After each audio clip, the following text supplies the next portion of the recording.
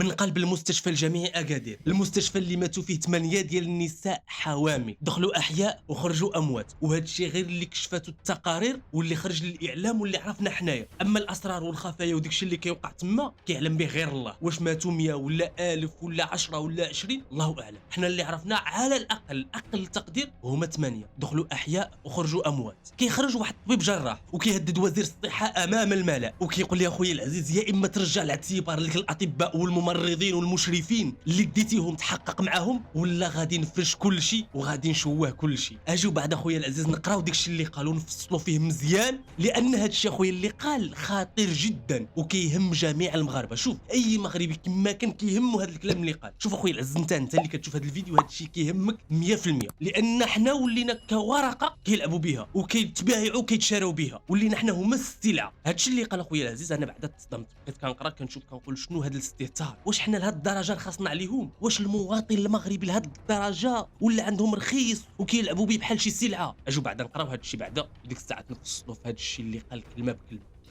قال كلمات معدوده محسوبه الكلمات محسوبه ولكن كل كلمه كتعني بزاف وبزاف وبزاف. اسمع مزيان شنو قال اخويا العزيز. سيد الوزير عندكم 72 ساعه باش الاطباء والمشرفين على قاعه العمليات اللي توقفوا ككبش فداء يتم اعاده الاعتبار لهم والا اقسم بجلال الرحمن ان جميع المغاربه غادي يكونوا على اطلاع بالمسرحيه اللي كتوقع حاليا. واش سمعت هذا الشيء اللي قال اخويا العزيز؟ انا بعد هذا السيد كيجيني واش حماق ولا فوف دماغه ولا شي حاجه لان باش يخرج طبيب ويقول هذا الكلام هذا امام الملأ في مواقع التواصل الاجتماعي اللي غادي يشوفوا المغاربه كاملين غيشوفوا هذا الشيء. كيهدد وزير الصحه علنا تهديد علني لمن لوزير الصحه. واش كتعرف شنو شي غير هذا الشيء هذا كافل بانه باش يعرضوا المساءله القانونيه. غير هذا الشيء اللي قال كافل باش انه يعرضوا المساءله القانونيه ويحاسبوا القانون على هذا التهديد اللي كيهدد به وزير الصحه علنا وكيقول له وقت محدود 72 ساعه. شوف بحال ديك العمليات بحال ديك العصابات الاجراميه كيخطفوا لك ولدك ولا كيديو لشي واحد كيقول لك عندك الوقت عندك نهار عندك 24 ساعه عندك 72 ساعه يا اما تجيب الفديه يا اما غادي نقتلوا لك ولدك. الطبيب شنو كيقول لك؟ كيهدد وزير الصحه. باش كيهددوا؟ يا ريت تكون كانت عصابه اجراميه بعدا كتهدد غير بالولد. هذا كيهدد وكيحسب المغاربه كاملين المواطنين المغاربه كاملين ورقه يلعب بها يهدد بها وزير الصحه. يا اما ترد الاعتبار للاطباء اللي ديتيهم تحقق معاهم ويا اما المغاربه كاملين غادي يعرفوا بالمسرحيه اللي كتوقع حاليا. شنو هي هذه المسرحيه؟ وعلاش بالضروره خص وزير الصحه الا ما استجبلكش وزير الصحه للطلب ديالك ويطلق ويرد الاعتبار لك الاطباء عاد ديك الساعه تفرش المسرحيه؟ علاش خصك ضروري هذا الشرط هذا علاش ما تفرش المسرحيه؟ كنت رجل ومهني وكتخاف الله وعندك ضمير هذه المسرحيه اللي كتوقع راه خصك تخرج تفرجها بلا حتى شي حجه بلا حتى شي سبب لان هذا الشيء راه ارواح صاحبي. راه كتتاجر بالارواح ديال المرضى كتتاجر بالارواح ديال المواطنين كتتاجر بالارواح ديال الناس. انت اللي هذا الشيء هذا كامل ما همك ترد الاعتبار للاطباء يعني دايرين اللوبي دايرين عصابه بيناتكم هذا يدافع على هذا نوليو نبتزوا حنا الدوله ما تدخلناش في الشغل ديالنا وما تدخلناش في الامور ديالنا وما تجيش عندنا حنا البلوك ما تجيش عندنا القاعه ديال العمليات والطبيب والسبيطار ما تجيش تحقق عندنا. هذا محميه عسكريه ديالنا حنا ما يمكنلكش تدخل عندنا حنايا. هذا حرام ديال الاطباء ما يمكنلكش تدخل عليه. ما يمكنلكش اصلا تجي تحارب الفساد في الطبيب. ما يمكنلكش تجي تحقق معانا ولا دير معنا شي حاجه لا ابدا. انت الخدمه ديالك هي تخلصنا السي الوزير. اما تجي تحقق معنا وتقول لنا الفساد وعلاش كتقتلوا عباد الله وعلاش ما كتعاملوش مع عباد الله مزيان وعلاش كديروا الفساد داك الشيء لا ماشي شغلك انت. ما كاينش ربط المسؤوليه بالمحاسبه. انت هذا الطبيب هذا ما يمكنلكش تدخل فيه. نديروا حنا فيه اللي بغينا نقتلوا عباد الله نحيوهم نديروا الفساد نديروا اي حاجه. انت ما من حقكش تدخل هنايا وما محققش تحقق مع الممرضين والاطباء والمشرفين. انت هادشي كامل ما محققش وما من حقك تقول حتى شي حاجه. ودابا عندك 72 ساعه هذه كفيله بانه راه تحطه في الحبس اخويا العزيز. راه كيهدد وزير الصحه كيهدد شخصيه معنويه في الدوله. هذاك الوزير راه كيمثل الشعب وكيمثل المواطنين وهذاك راه شخصيه معنويه وانت كتجي كتهدد مؤسسه وزاريه على قدها بانك الا ما رديتيش الاعتبار ولا كذا راه غادي نفرش المسرحيه كامل. واش سمعتي ولا لا اخويا العزيز؟ وعاد زيد المساله اللي كيقول فيها الاطباء والممرضين والمشرفين اللي توقفوا ككبش فداء.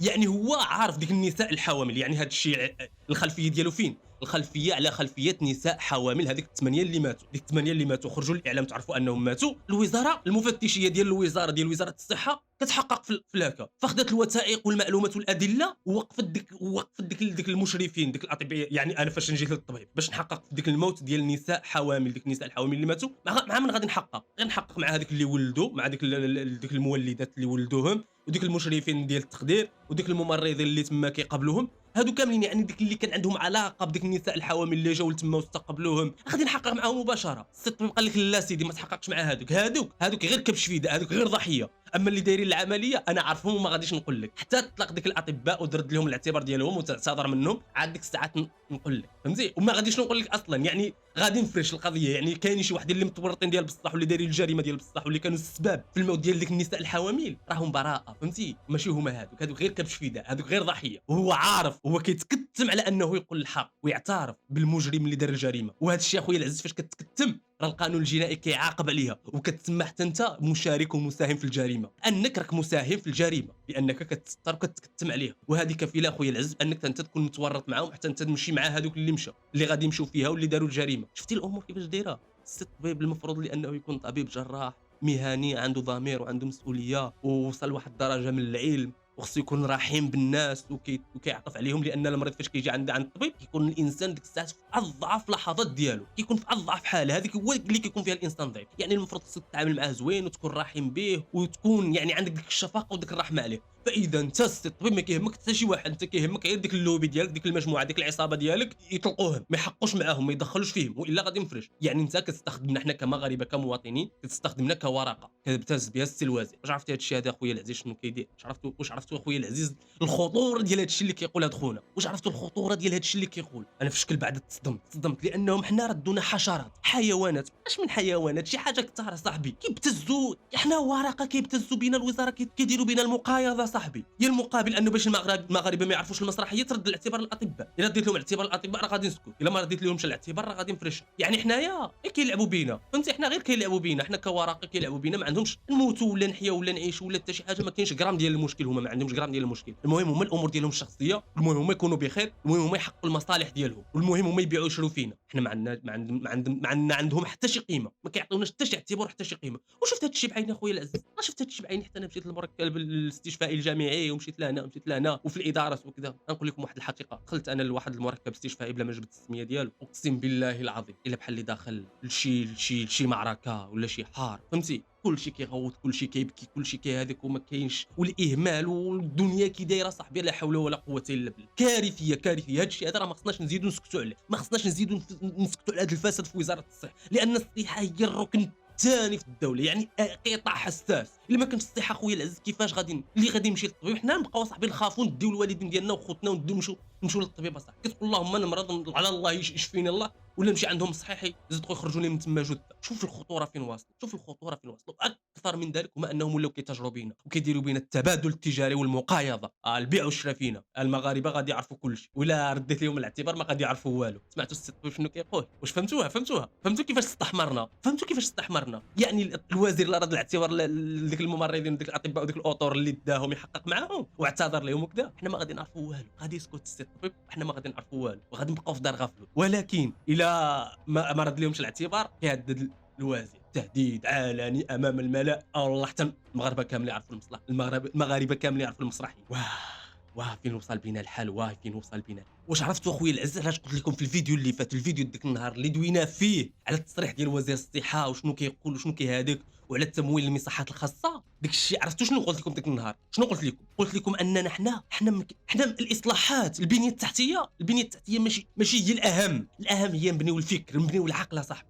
ها حنا بنينا هذه البنيه التحتيه، حنا عندنا مستشفيات وعندنا ادارات وعندنا مؤسسات تحاكي المستشفيات ديال الدول المتقدمه، وعندنا بنيه تحتيه تحاكي في بعض المدن. ولكن ما كاينش ضمير، ما كاينش فكر، الناس ما عندهمش فكر، كيجيو كيخربوا، ما كيتعاملوش مع داك الشيء مزيان. حنا عندنا انهيار فكري وانحطاط فكري فهمتي. حنا اول حاجه خصنا نركزوا عليها هي البناء الفكري، وهذا الشيء منين غيبدا مع الجيل اللي طالع. خصنا نبداو نعطيو الاهميه للمدرسه، القطاع التعليم خصنا نصلحوه. الا صلحنا التعليم غيتصلحوا القطاعات كاملين تلقائيا. وكيفاش انت صاحبي كتطلع الطبيب؟ ها النموذج هذا ديال الطبيب هذا منين ماشي قري في المدرسه، ها انت شنو كيدير؟ فين هو الضمير المهني؟ فين هي المسؤوليه فهمتي؟ فين هي الرحمه؟ فين هو الخوف من الله؟ هادشي هذا كامل ما كاينش، ضربوا عرض الحائط. كيفكر غير في راسو، في الضمير ديالو وفي المجموعه ديالو اللي دايرين بها عصابه كيبتزوا بها الدوله، وهذه يغطي على هذا وهذا يخبى على هذا. لذلك الا بغينا نزيدوا لقدام ونديروا شي وزه ونديروا شي حاجه، خصنا نرجعوا لقطاع التعليم ونصلحوه ونربيو واحد الجيل، ونربيو هاد الناس، هاد الجيل اللي طالع نربيوه على القيم الاخلاقيه والقيم الدينيه والقيم الاسلاميه والقيم. الانسان يكون عنده ضمير، كون كيخدم الضمير بمسؤوليه وكيستحضر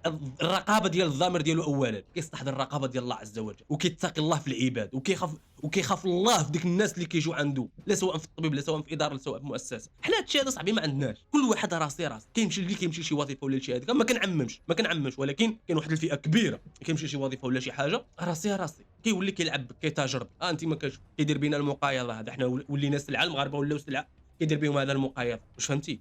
شنو بغيت نوصل لك اخويا؟ حتى لهنا ما غاديش نزيد نطول عليكم الفيديو. الا عجبكم الفيديو، عجبكم هذا التحليل هذا، اشتركوا في القناه، تفعلوا جرس التنبيه، عطيونا شي لايك. ما تنساوش تقولوا لي الراي ديالكم في التعليقات. شنو التحليل ديالكم؟ شنو نتوما كتشوفوا في الكلام اللي قال هذا خونا، هذا الطبيب هذا الجراح؟ شنو زعما نتوما التحليل ديالكم لهذا الكلام اللي قال؟ واش كنت موفق في انني نطرح ديك الخبايا وديك الاسرار وراء هذا الكلام هذا اللي قالوا هذا الطبيب الجراح؟ وحتى لهنا غادي نقول لكم السلام عليكم، تهلاو في راسكم، تلاقاو في فيديو جديد ان شاء الله.